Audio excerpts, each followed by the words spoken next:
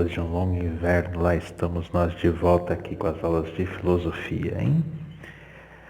Bom, gente, vamos lá, recapitulando um pouquinho do que a gente estava falando há muito tempo atrás, né? Estamos falando sobre a teoria do conhecimento. A gente tinha perguntado como é que o conhecimento é uma coisa possível para as pessoas. E a gente tinha falado que para Charles Sanders Peirce, conhecimento é o resultado da experiência. E experiência é o resultado cognitivo do viver. Ou seja, conhecimento é apenas o resultado de como a gente processa, de como a gente interpreta tudo quanto é experiência de vida, tudo quanto é vivência. Então, conhecimento não é uma coisa objetiva. Conhecimento é algo subjetivo. Porque ele é o resultado de como a gente sente a vida, de como a gente processa os acontecimentos. É o resultado de uma experiência, não é a própria experiência.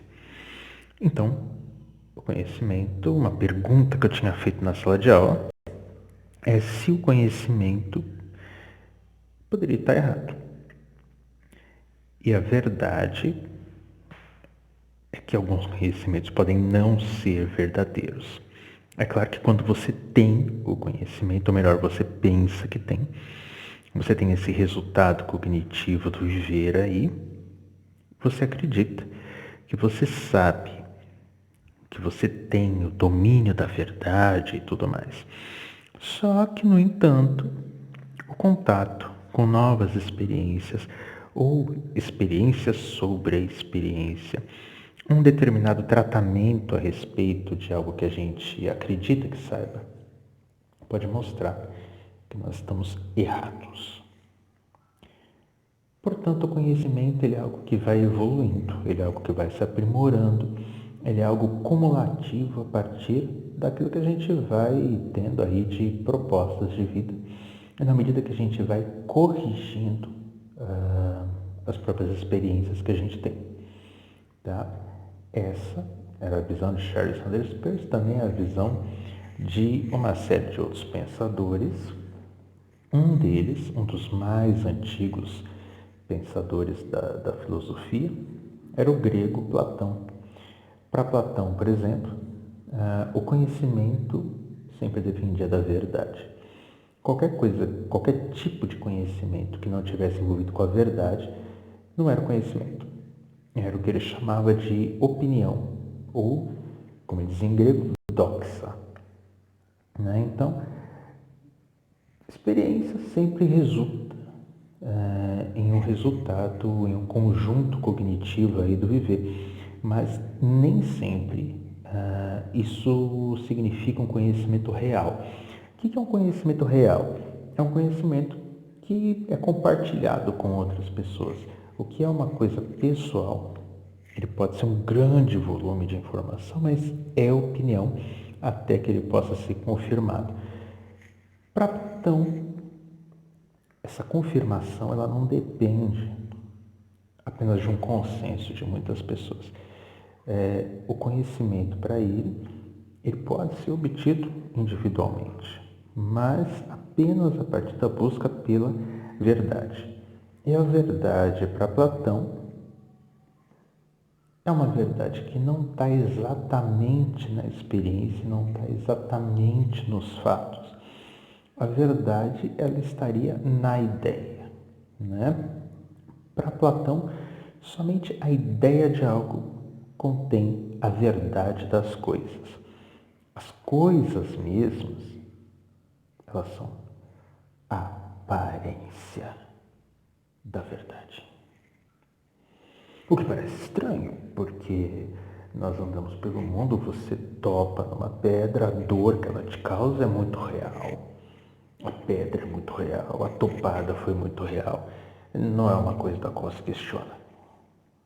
Agora, uma ideia que você tem, ela pode ser muito questionável, né? você pode acreditar que quando você sair aí fora, você vai estar em plena Idade Média, vai ter cavaleiros andando pela rua. Mas quando você sair, você vai ver que tua ideia era uma furada. Não tem cavaleiros andando pela rua e nem estamos na Idade Média. Então, por que para ele a verdade estaria na ideia, não estaria nas coisas? E o conhecimento, portanto, depende da minha busca pela ideia e não exatamente pela minha busca pela experiência. Bom, para explicar isso, Platão ele faz uso de duas metáforas. Uma delas, a primeira, todas elas aparecem no livro A República, de Platão, e a primeira delas é conhecido como Alegoria da Caverna, ou Mito da Caverna. Essa história eu já contei antes, né? Mas sempre vale a pena contar de novo, né? Vale a pena ver de novo, tudo que vem de Platão é muito interessante. E essa Alegoria da Caverna, ela diz o seguinte: imagine, né, que um grupo de homens vivesse numa caverna. Eles estão ali na caverna, a a boca da caverna fica na parte mais alta. Esses caras, então, eles estão no fundo da caverna ali, e atrás deles tem uma mureta e uma fogueira atrás dessa mureta. Então, atrás deles eles não conseguem ver nada, e eles conseguem ver só o fundo ali da própria caverna. E como tem essa fogueira e essa mureta, acontece que quando as pessoas passam na parte de cima da caverna, ou seja, no mundo, a luz projetada dessas pessoas, ela cria um teatro de sombras ali para aqueles caras. E eles passaram a vida acorrentados ali. Tudo que eles viam era apenas as sombras. E então, para esse pessoal, o mundo deles era o teatro de sombras. E ao longo do tempo aparecem os sábios entre eles, né? O cara já começa a adivinhar qual é a próxima sombra que vai aparecer. E o cara fala: olha, agora vai aparecer aquela sombra de balde, né? E aparecia, sim, claro, na parte de cima no mundo as pessoas trabalham, vivem, o cara com turbante passa sempre no mesmo horário. Então quem está ali embaixo observando acaba aprendendo, né, determinados horários, a hora que certa coisa passa, e surgem teóricos das sombras, enfim, cria-se um mundo ali embaixo apenas vivendo nas sombras. E então Platão diz: bom, imagine então que de repente de um desses prisioneiros as correntes caem. O cara se vê livre, né? Não está mais preso ali, obrigado a ficar olhando para aquilo. No primeiro momento, ele sente muita dor no corpo, né? Mas só que ele retoma os movimentos e ele começa a observar todo mundo acorrentado. Observa que tem uma mureta, tem uma fogueira ali, a luz daquela fogueira ofusca muito, coitado do cara. Depois que ele começa a se habituar àquilo, ele entende que aquelas sombras não eram o real, embora parecesse, porque aqueles caras estavam presos ali e só viam aquilo.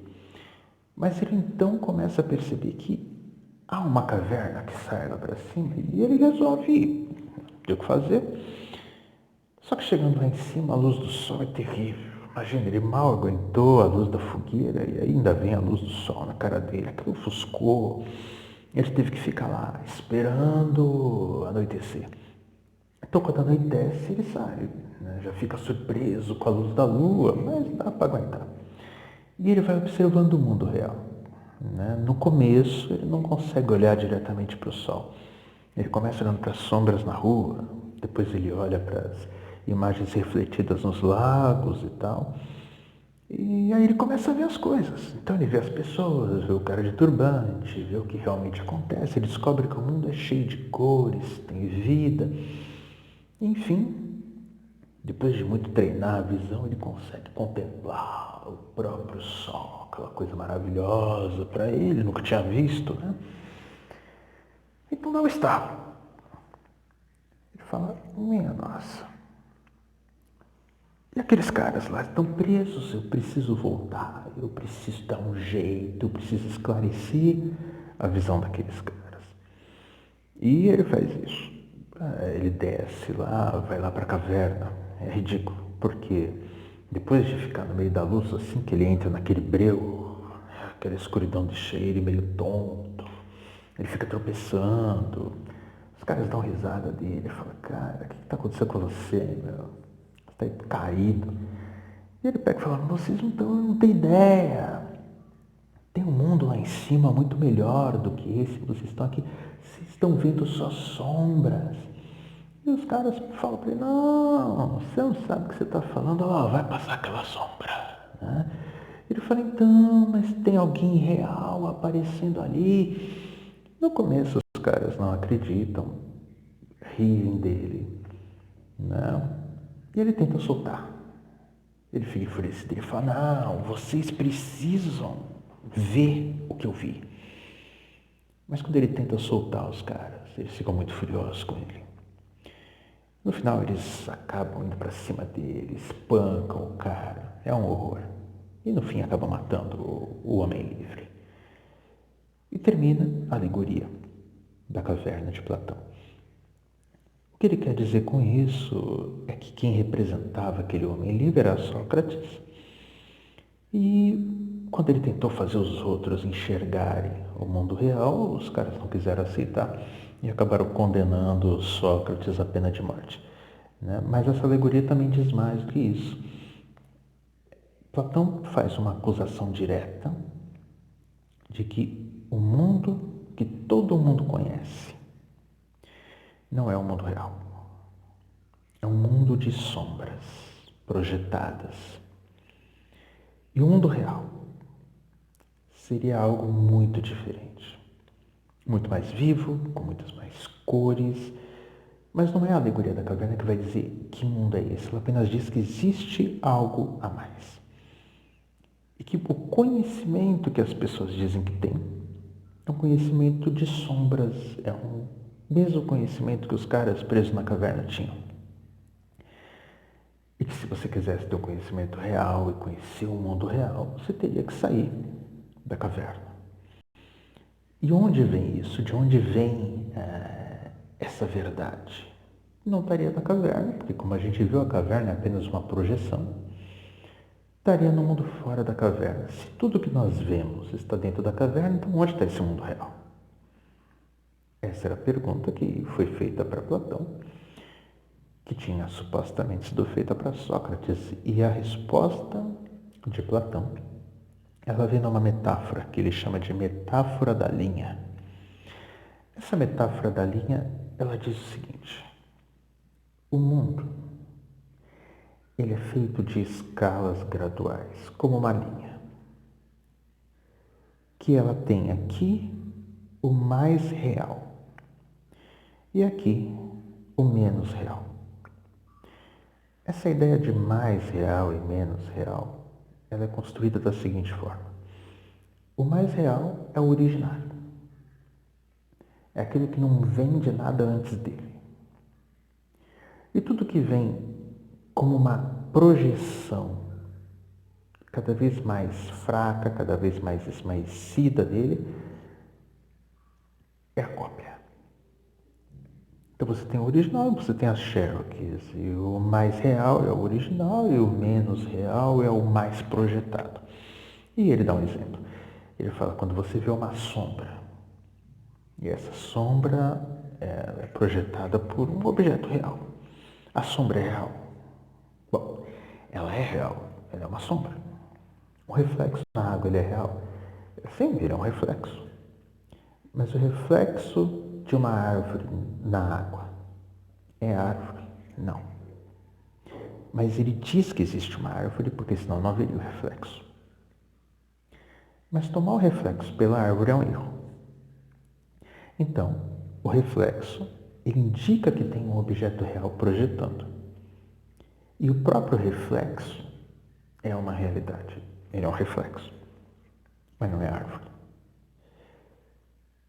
Então, por um lado, eu tenho ali as coisas projetadas. Eu tenho um reflexo na água eu tenho um objeto que produz esse reflexo. Esse é o mundo que a gente conhece. Só que Platão vai além. Ele diz, ok, só que este objeto que projeta a sua sombra também é um reflexo. Uma árvore seria o reflexo da ideia de árvore. Opa, como assim? A ideia vem antes da árvore e não a árvore antes da ideia? Sim, para Platão, essa é a ideia. Porque toda árvore, eu tenho vários tipos de árvores. Por que eu chamo todas elas de árvore? Por que eu não confundo? Porque existem propriedades nessas diversas árvores que não me permitem confundir. Eu não vou confundir uma árvore com gato. Por mais que a árvore tenha um formato de gato, não vou confundir. Se eu chego perto, eu vejo que é árvore. Por que eu vejo que é árvore? Porque existe uma essência ali. Existe algo naquela árvore que é compartilhado com outras árvores que faz com que eu entenda todas elas como árvores. E isso não está em mim. Não sou eu que criei a interpretação de várias árvores para chamar todas de árvore. Então, a essência da árvore já existe antes da árvore. Eu poderia eliminar todas as árvores do planeta e eu não eliminaria a ideia essencial da árvore. Ela continuaria existindo. Portanto, se eu conhecer a ideia da árvore, eu conheci algo menos perecível do que a árvore. Eu posso ver um ato humano e dizer que o ato foi justo. Mas por que eu disse que aquele ato foi justo? De onde vem a justiça? Dos meus atos? Ou os meus atos são considerados justos? Para Platão, justiça vem antes de ato justo.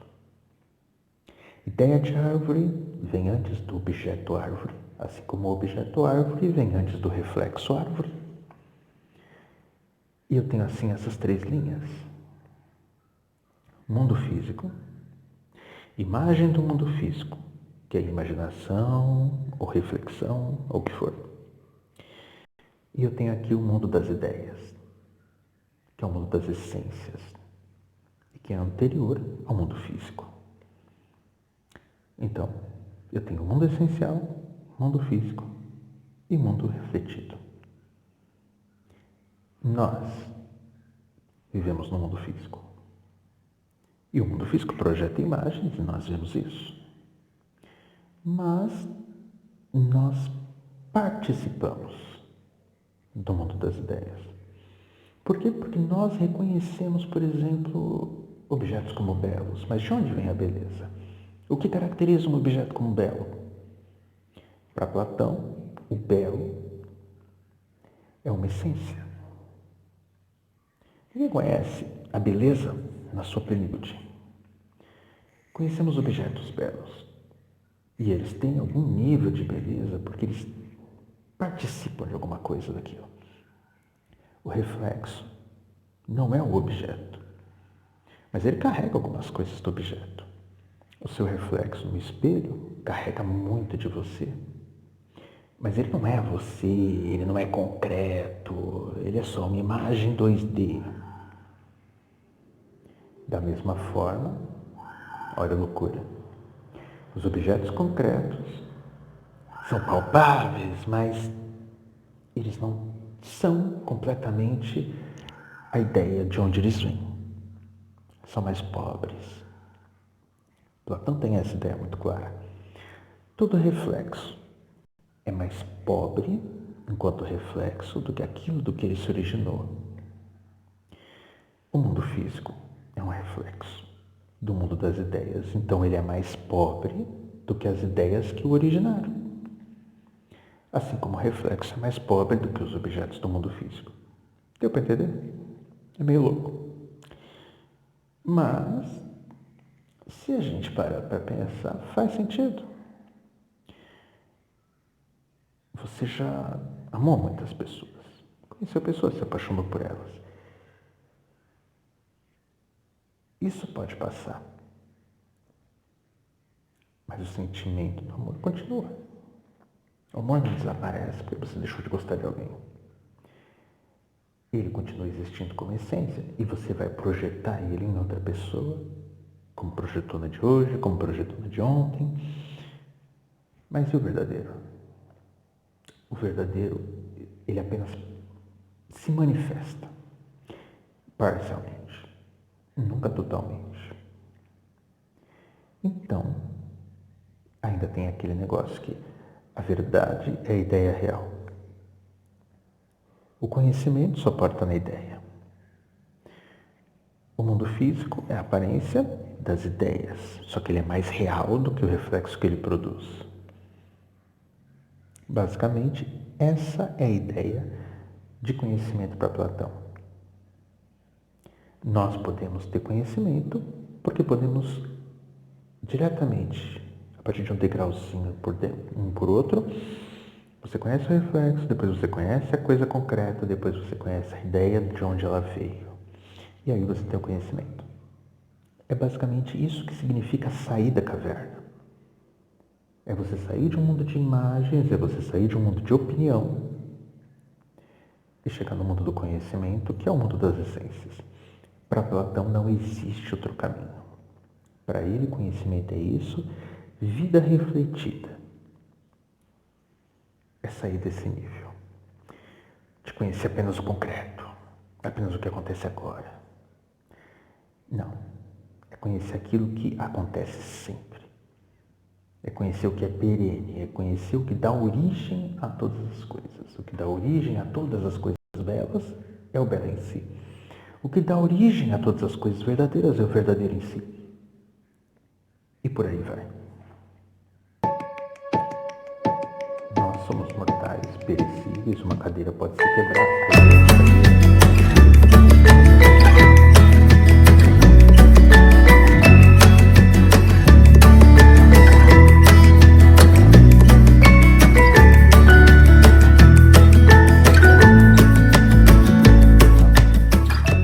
Isso é a ideia de Platão. Não é a única, foi um dos primeiros e muita gente o contestou. Mas ele gerou grandes repercussões. Tanto que um dos maiores representantes da filosofia na Idade Moderna foi Immanuel Kant. E Immanuel Kant tinha uma ideia muito interessante. Aliás, o filme Matrix teve uma grande inspiração em todo esse conjunto de exposição que eu estou fazendo. Né? Mas depois a gente fala sobre isso. Falando um pouquinho sobre Immanuel Kant. Kant ele viveu no século XVIII. Foi, digamos, o pensador que mais influenciou o século XVIII, XIX, XX, e ainda tem grande influência, apesar de ter aparecido muitos outros, explorando ideias dele, negando ideias dele e o que seja. Mas a ideia básica de Kant a respeito do conhecimento, porque ele se pergunta também isso, ele fala, peraí, o que é o homem em termos de conhecimento? O homem é uma página em branco, como dizia John Locke? Ou o homem já nasce sendo bom, como dizia Rousseau? Ou o homem é egoísta por natureza, como dizia Thomas Hobbes? Bom, Kant vai dizer o seguinte, moralmente falando, é uma outra questão. Mas dizer que o homem é uma página em branco é um erro. O homem não é uma página em branco. Muito pelo contrário, ele nasce com uma série de características ali que são alguma coisa. E elas estão nele. Elas são a base de como ele vai conhecer o mundo ao redor dele. Explico melhor. Basicamente, o que Kant vai dizer é o seguinte. Nós, todos os seres humanos, nascem com uma série de aparatos que são a base da nossa percepção, É como a gente percebe o mundo. Eu preciso dos 5 sentidos para perceber o mundo. Mas o que ele vai dizer é, existe algo além. Não são apenas os nossos sentidos. A gente também tem categorias, a gente também tem alguns instrumentos, alguns aparatos racionais que nos permitem interpretar o mundo. Basicamente é aquela história. A vida para o homem é sempre vida interpretada. Eu não tenho outra coisa além disso. Eu tenho um mundo, só isso. Mas essa vida e esse mundo não faz nenhum sentido para mim se eu não interpreto. É como uma matriz de cores.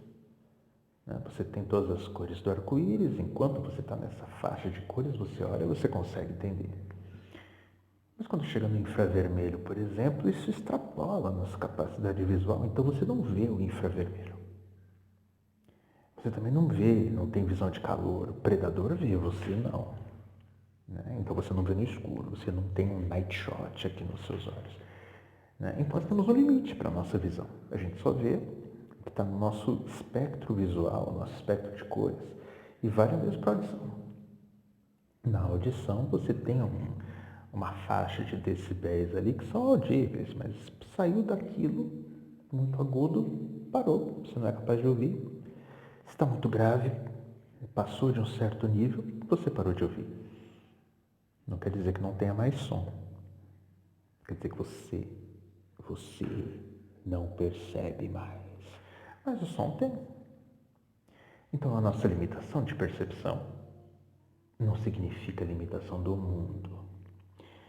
E Kant vai dizer, então, mas essa mesma limitação eu também tenho aqui, na minha razão. Isso ele vai chamar de princípios da sensibilidade. Existe algo na minha razão, que é o tempo e o espaço. Como se fosse uma lente de óculos.